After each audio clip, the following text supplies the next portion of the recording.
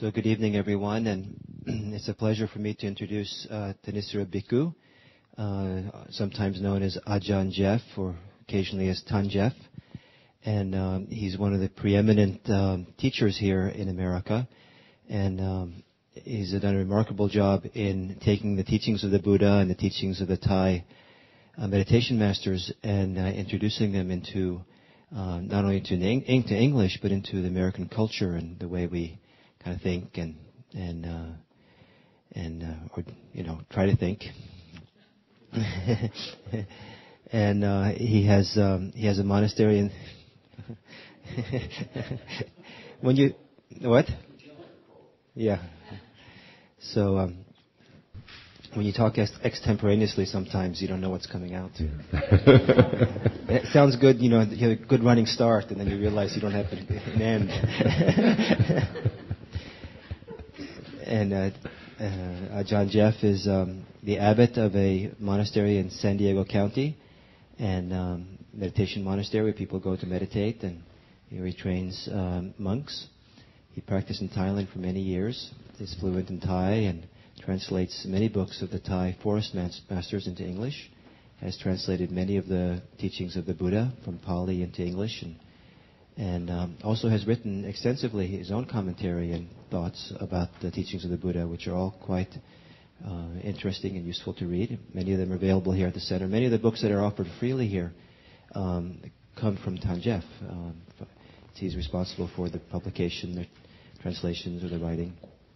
And it's a great honor to have you come here and teach in our center. We're very grateful. Thank you. It's good to be here. And I apologize for my inadequacies in speaking. Okay.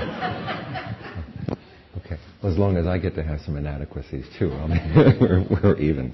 Okay. The title of tonight's talk is The Wisdom of the Ego. The word egolessness was introduced into Western Buddhism about 4 decades ago as a way of translating the teachings on not self. The idea was that if you could take the teachings and put them into words that Westerners understand, taken from their own culture, it would be easier to understand the teachings. Now, this has caused problems in several ways. What it has done, primarily, is that it's taught us Buddhists in the West that the ego is the bad guy. And Buddhist writers who tend to be very meek and mild and friendly and nonviolent in their communication can get really nasty when they talk about the ego. You've probably heard of the ego as the bureaucracy in the mind that has to be overthrown. You see pictures of the ego drawn, it looks kind of rat-like and nasty and mean, and it's the sort of thing you just want to smash. And, whatever subconscious aggressive desires Buddhists seem to have tend to be directed at the ego. This is unfortunate in a lot of ways and causes a lot of problems. The first is simply that the word ego is very vague.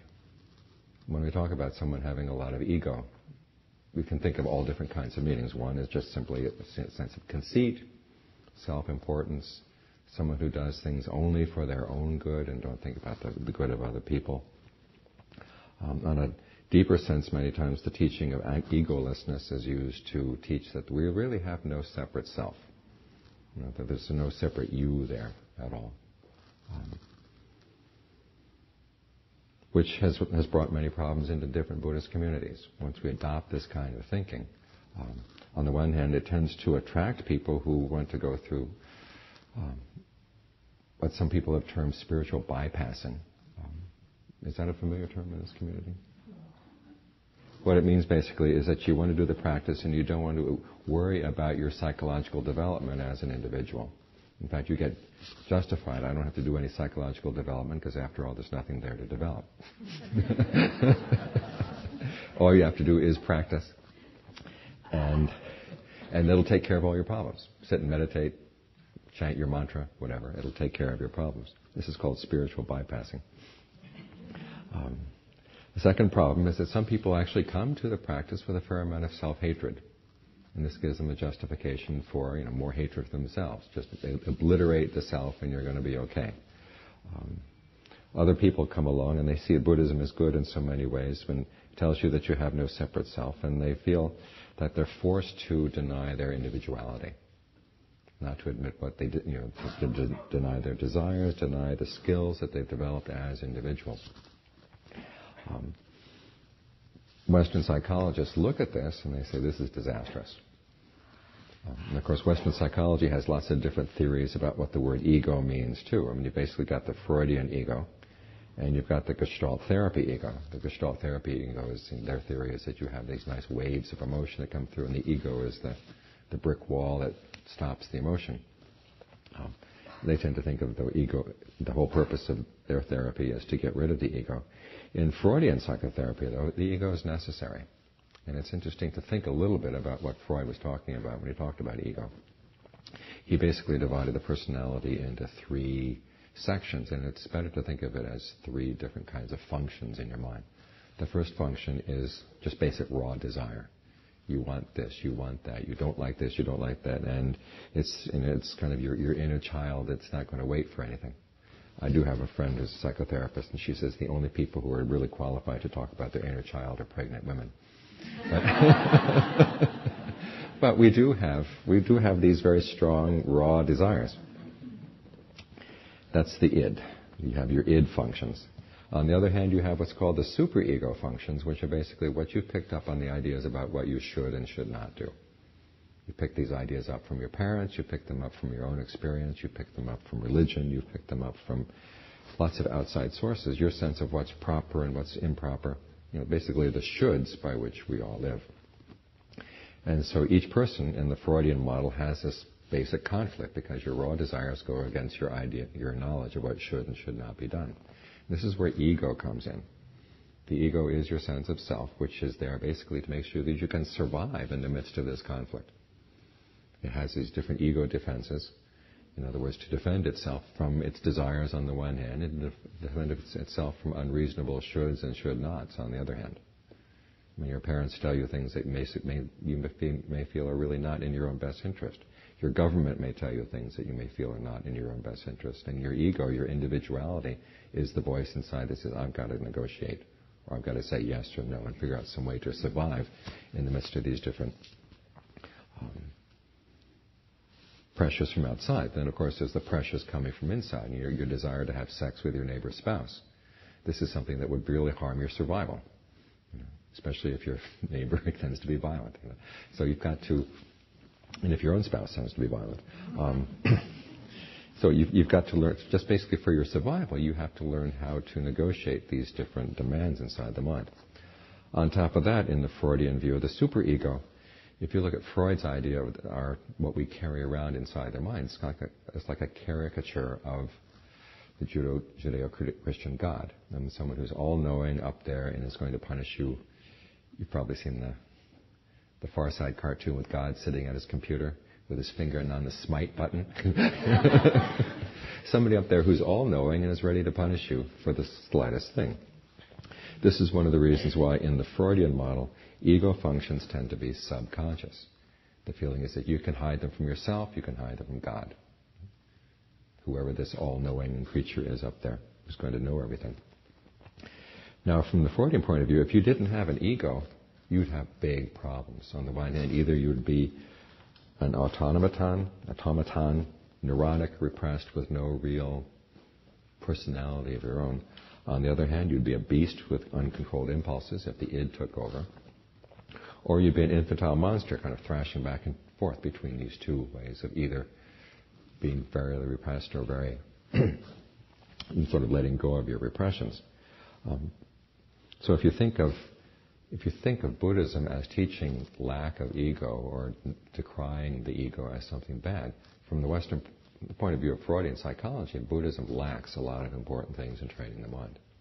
This is one of the basic theses you'll sometimes hear, was that Buddhism may be good about not self-side, but the self-side Buddhism really lacks a lot. And therefore Buddhism, if it has to be a complete mind training, is going to need the help of Western psychotherapy to come in and make things whole. Now the question is this really an accurate picture of what the Buddha was teaching? One way you can check it is simply to look at Asian people. Do they look repressed? Do they look like they're not able to function properly? And you look and you see all sorts of healthy ego functioning going on in Asia. From the Freudian point of view, there are 5 functions that they say are necessary for the ego.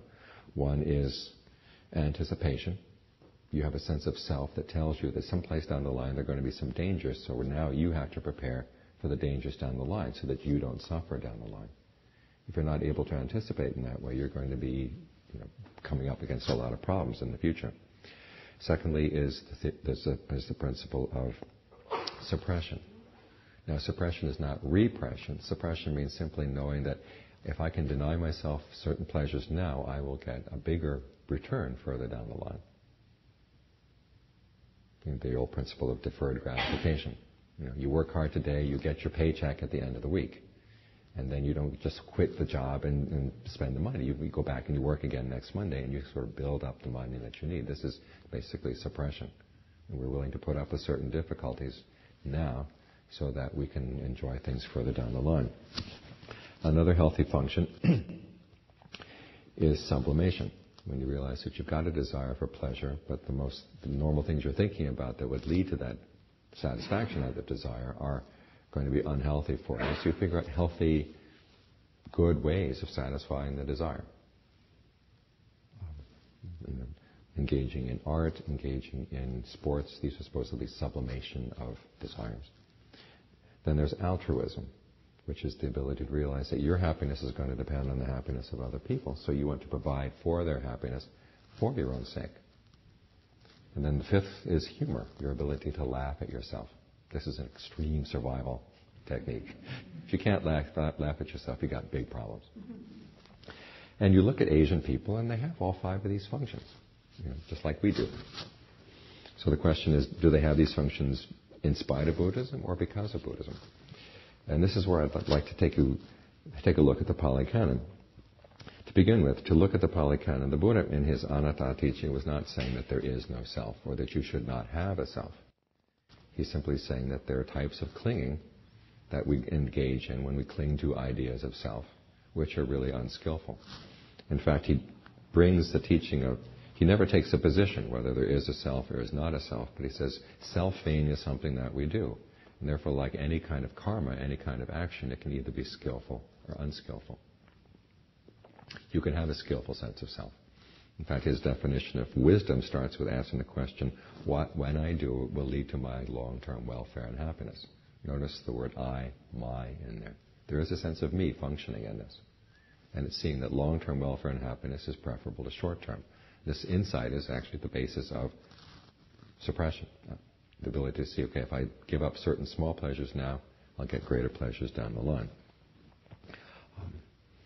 In fact, there's another point where the Buddha talks about using the sense of I and mine as necessary parts of the practice. Ananda, one of his primary students, once said that we practice in order to overcome conceit, but you need conceit, the sense that I am, in order to overcome it. He says basically it starts out with the insight that, okay, other people can do this practice, why can't I? Now, there's a big I there, but it's a healthy I. It's the I that impels you along the way. And further on, you look throughout the different teachings, and you see that the 5 different healthy ego functionings are things that the Buddha actually taught. He didn't call them ego functioning, but they're still things that he teaches people to do. Part of our problem in the West is we come to the Dharma, we try to aim straight for the top, and we miss a lot of the steps leading up to the top. When I first started practicing meditation, I had a dream that I was at a museum of Buddhism. And the Museum of Buddhism had 2 ways to get to the top floor. One was to take the stairway, and the other was to take a ladder up the side. And in my dream, I said, well, why bother with a ladder? Let's go straight up.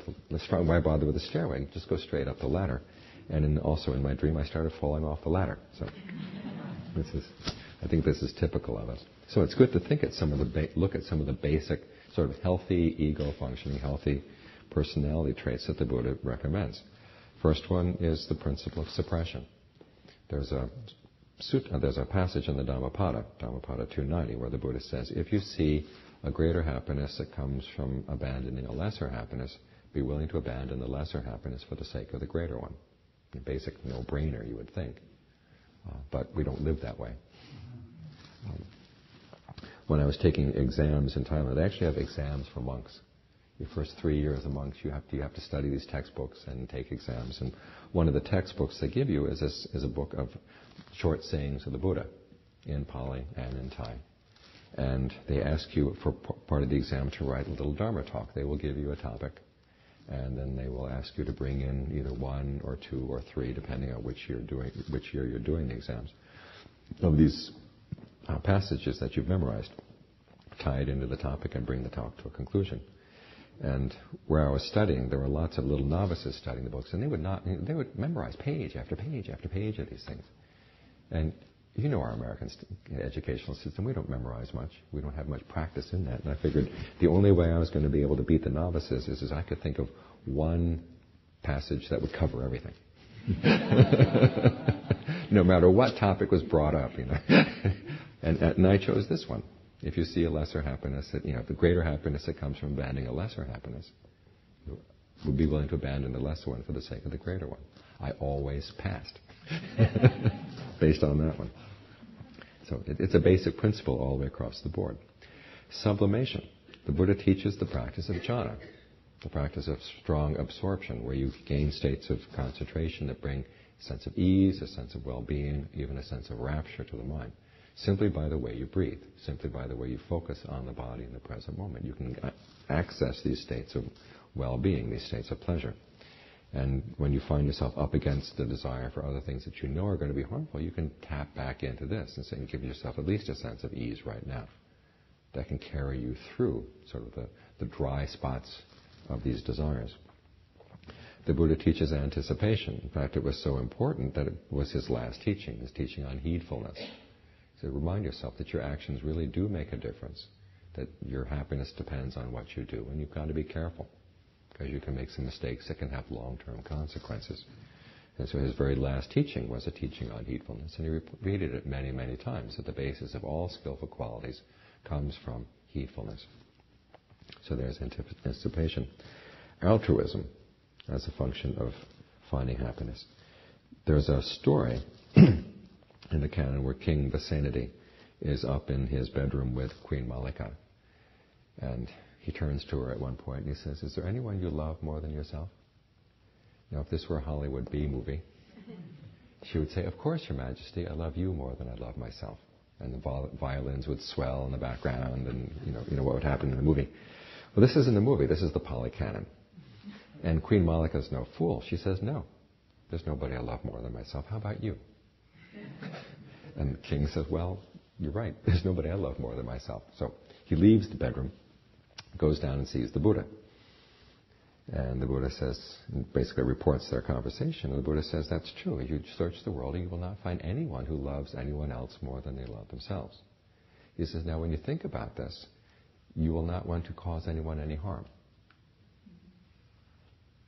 And there's two ways you can think about this. One is a sense of resonance, that we all resonate to this basic desire, that we all love ourselves.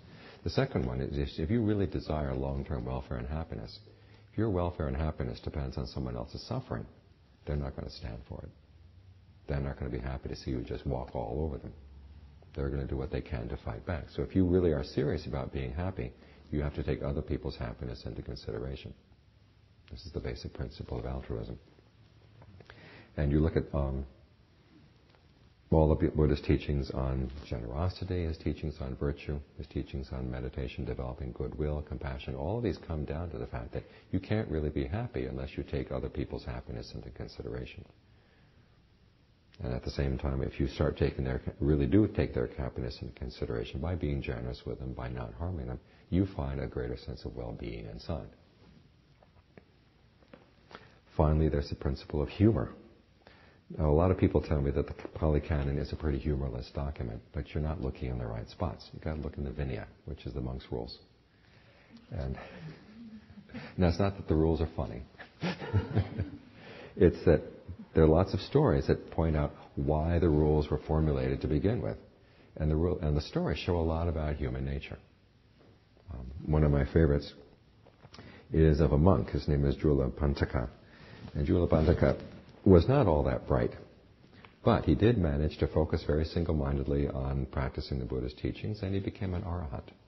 Now, after he became an arahant, one of his duties was to teach the nuns. They had a rotating roster of the monks who would be appointed every 2 weeks to go and teach the nuns.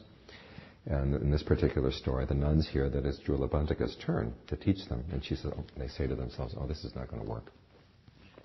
He just knows one stanza of the Buddha's teachings. And he's just going to repeat that over and over and over again. It's going to drive us crazy, and we're not going to gain enlightenment. It's not going to happen. So they go to the instruction, and Julabandika asks them if they're observing their precepts. They say they are. And he says, okay, here's the instruction. And he starts repeating this stanza over and over and over again. And the nuns turn to each other saying, didn't we tell you? This is not going to be effective. He's just going to repeat this thing over and over again. Well, Julabandika has ears. He hears what they say. So he thinks to himself, I'll show them. So he levitates up into the sky, starts spouting flames, light, water, disappears, reappears, many versions of Julabandika, repeating that stanza and many other stanzas of the Buddha. And the nuns say, wow, we've never had such an effective Dharma talk. And Julabandika gets carried away, and so he keeps displaying his powers until after sunset. So the poor nuns have to go back to their nunnery. Now, their nunnery is in the city, and back in those days, the city closed its gates at sunset, which meant they couldn't get back in. So they have to spend the night outside the gates. And then when the gates open the next morning at dawn, the nuns come filing in, and the people say, here are the nuns coming from spending the night with the monks last night. So as a result, the rule is monks are not allowed to teach nuns after sunset. But you read these stories, and it's all very, very human, and there's kind of a smile in all the stories. I mean, not all the stories, but many of the stories. And you really see human nature. You can't really set forth a good pattern of rules without understanding human nature, without having a good sense of humor about the way people are. So the Pali Canon teaches all of these 5 principles of healthy ego functioning. There's suppression, there's sublimation, anticipation, altruism, and humor. The difference is the way the Buddha sees how these functions function within the mind, the role that they play, exactly what the territory in the mind is. Now, I'll try to keep this short because we're running out of time. But to begin with, Buddhism has a different superego. There's no all-knowing God up there pushing things on you. The Buddha's superego, his sense of shoulds, come from the Four Noble Truths. Each of the Four Noble Truths has a should associated with it. Suffering should be comprehended. Its cause should be abandoned. The cessation should be known, and the path should be developed. Comprehending suffering, abandoning its cause, realizing its cessation, and then developing the path. Now, these are shoulds that are on your side. Basically, they're for the sake of your happiness. You want to comprehend suffering. Why? So you can let go of the cause and be done with suffering. And so on down the line. You develop these factors of the path, even though effort is involved, but they lead down the line eventually to a happiness that lies beyond conditions. So, the one thing, you've got a superego that's basically on your side. So the ego basically has a friend in its shoulds.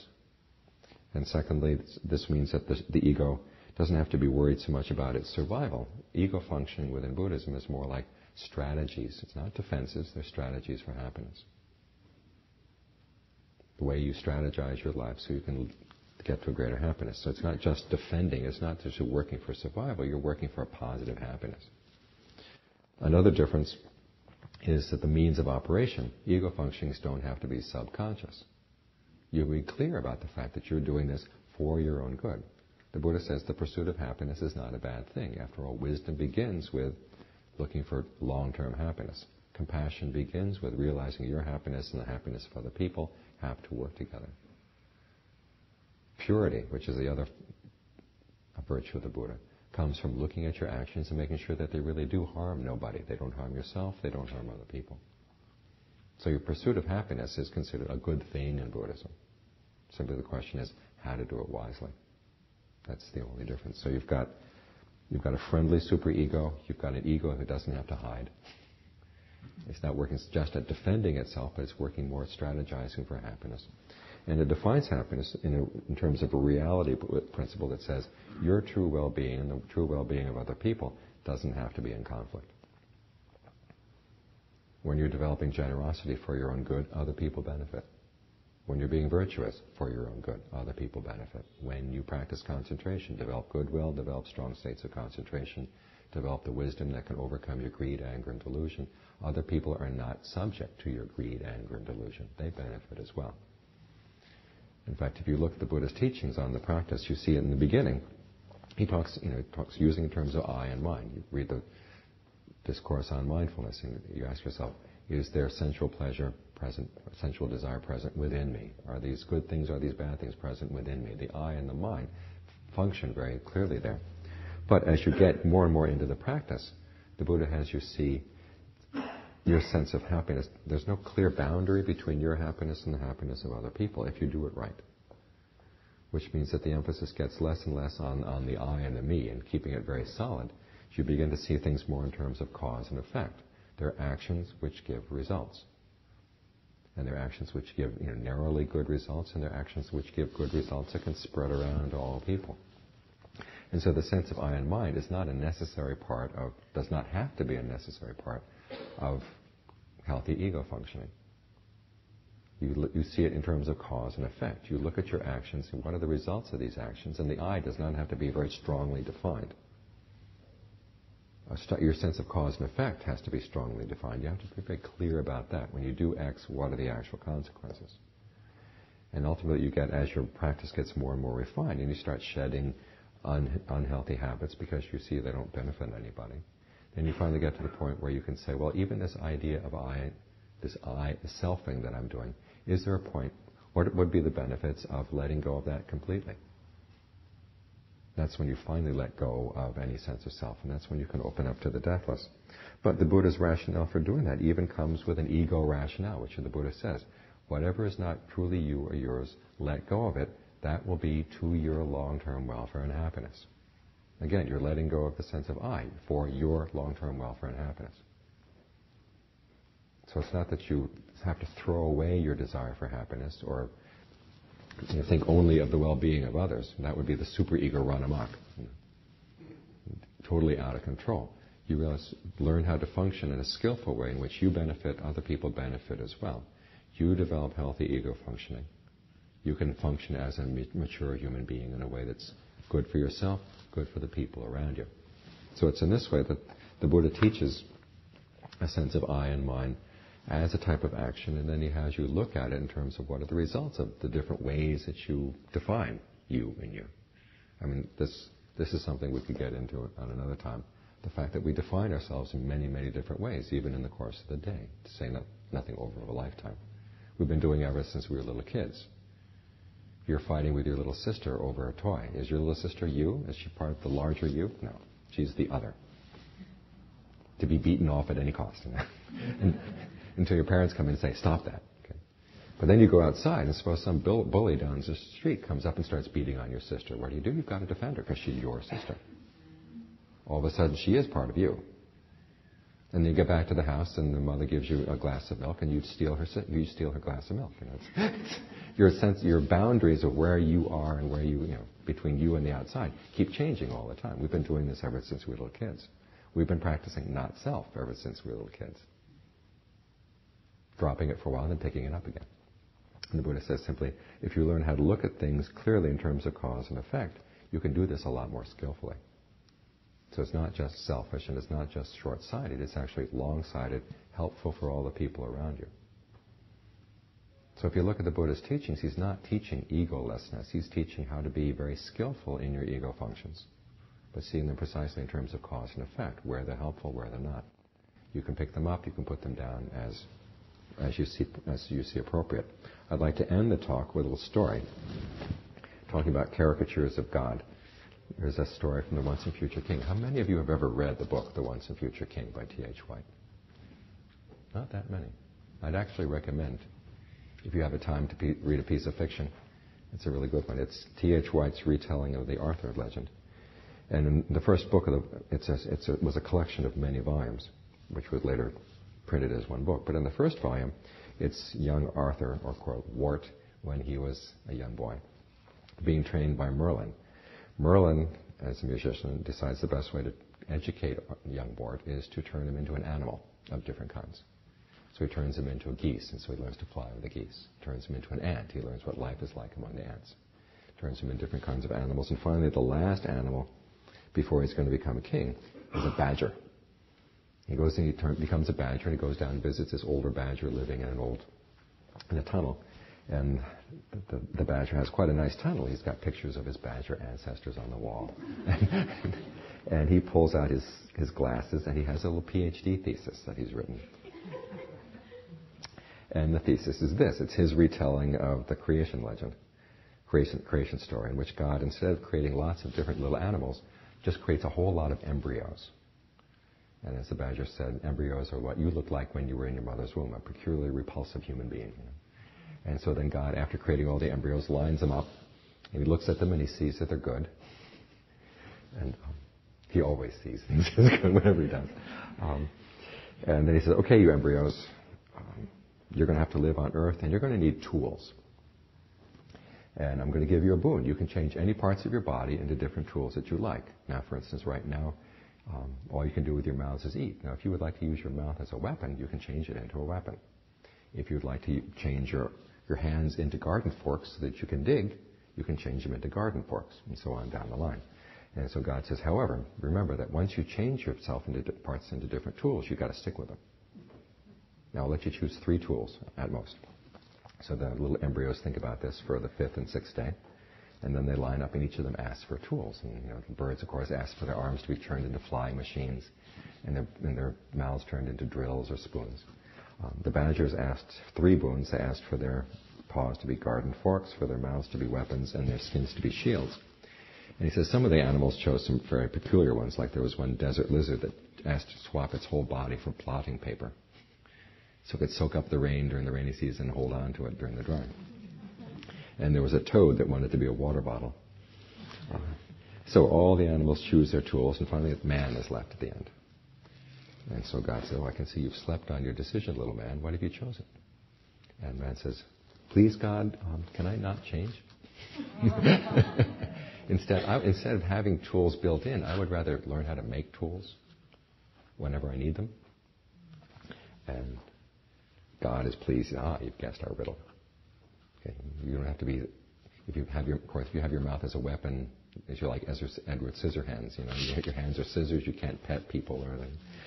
If your mouth is a weapon all the time, you're stuck with it. But if you learn how to use these different things as tools, you have lots more possibilities. And in the same way, your sense of self is a strategy. It's a tool. And learn how to look at your many different senses of self, all the different selves that you create in the course of the day, and learn which ones are skillful tools and which ones are not, which ones you can let go, and which ones you want to hold on to for the time being. And that way you come out ahead.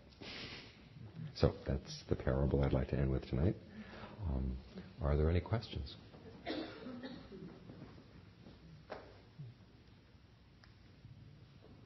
You look awfully content. Well, Jeff,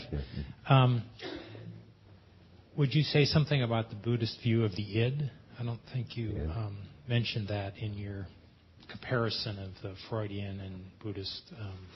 The id is the id. There's greed, anger, and delusion, none of which are very pretty. Well, in the Freudian system, though, is there some notion that can be seen through? Not really.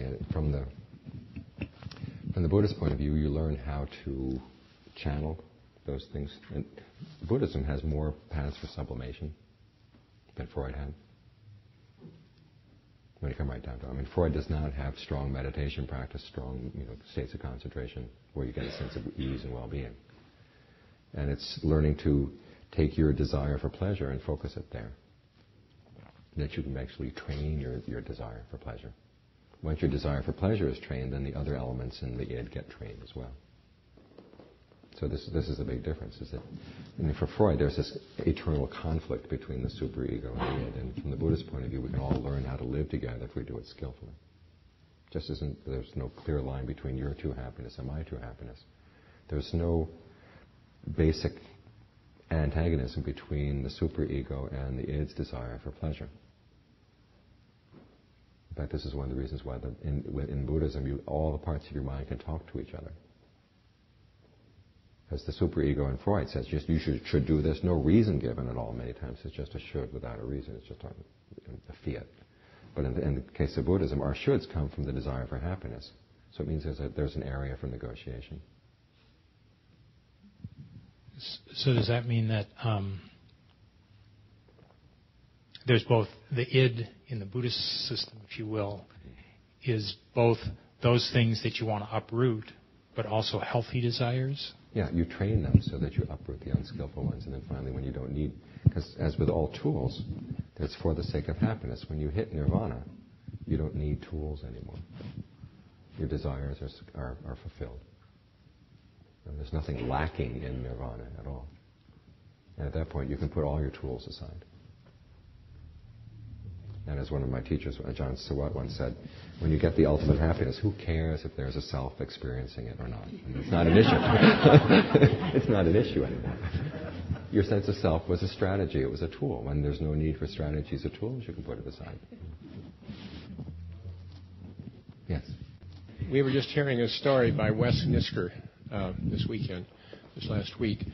The thing is that the mind then is left as the choice that didn't solidify into something that can't be changed. But the point is that it seems to me like the last chapter of that story needs to be the mind can get in your way, which is the whole Buddhist feeling is let's make the mind skillful. Let's not be controlled by the mind, which is a room full of monkeys jumping all around, making huge, battleships and weapons and military bases and huge corporations that are violating all kinds of things and so on. So isn't that our last challenge? The mind is still something that tends to get channeled into unskillful ways. Oh, yes, definitely. And that's what we're about. But it's the same process again, but it's just with a flexible tool that we need to work with. It's basically seeing that the issue of skillfulness is a big issue. That's the Buddhist take on things. It's learning how to be skillful in a way that's not harming anybody. Because many people's skills are, how can we develop a new weapon to kill more people, or how can we develop a new product that more people will buy? Whereas the Buddhist idea of skillfulness is taking more of a long-term look at this. And you think of the people who are waging war, just for the sake of waging war. What kind of, from the Buddhist point of view, where does that lead? It leads down. But you look at, okay, I've got this intelligence. Let's use it in a way that's not going to harm anybody. Last week I was hearing someone talk about how in Buddhism you're not allowed to have passion except for passion for the Dharma, and it sounded like it was very definitely second best kind of, passion for the Dharma. Ugh, it's like passion for oatmeal. But I wanted to make the point that passion for Dharma doesn't mean that you have a passion for reading the teachings or something. You have a passion that you want to do what you're doing really skillfully, and especially in the long term. And in the Once and Future King, after the badger finishes his story, Arthur, little Wart, says he likes the story a lot, and the badger says, "Oh no, of course it's nothing." He gets all embarrassed, but he says at the end, I'm afraid it's a trifle optimistic about people using their tools well. And then at the very end of it, as it goes back to the different animals that Wart was, when he was with the ants, some of the ants it was like a little communist society, and they were planning war on another society. He just got out of there in the nick of time. He goes, when he was a goose with the geese, he was flying along this formation across the North Sea. And there's this pretty goose next to him, so he starts talking to her. And she starts telling about this island where they're flying, where they have a problem. If they land there, there's another flock of geese that's been moving in on their feeding grounds every year that they go there. And Wart says, well, why don't you fight them off? And she said, well, we do, but they keep coming back. And he says, well, why don't you kill them? She looks at him, and she moves down the formation to get away. And as the badger said, there's only 5 species of animals that actually wage war. And it's a couple termites and some ants and man, human being. And so, but Wart is he's still a young boy, and he still likes the glory and everything of the battle. And so the badger's quiet for a little while. And then as the last line in the chapter is, and it says, and then he seemed to change the subject. He asked, which did you prefer, the ants or the geese? That's the theme of the whole book. Is there some way that we can live without war? No. Whether the whole human race is going to learn to live without war, it's up to each of us to decide, am I going to contribute to that kind of skill, or should I try looking for a wiser skill?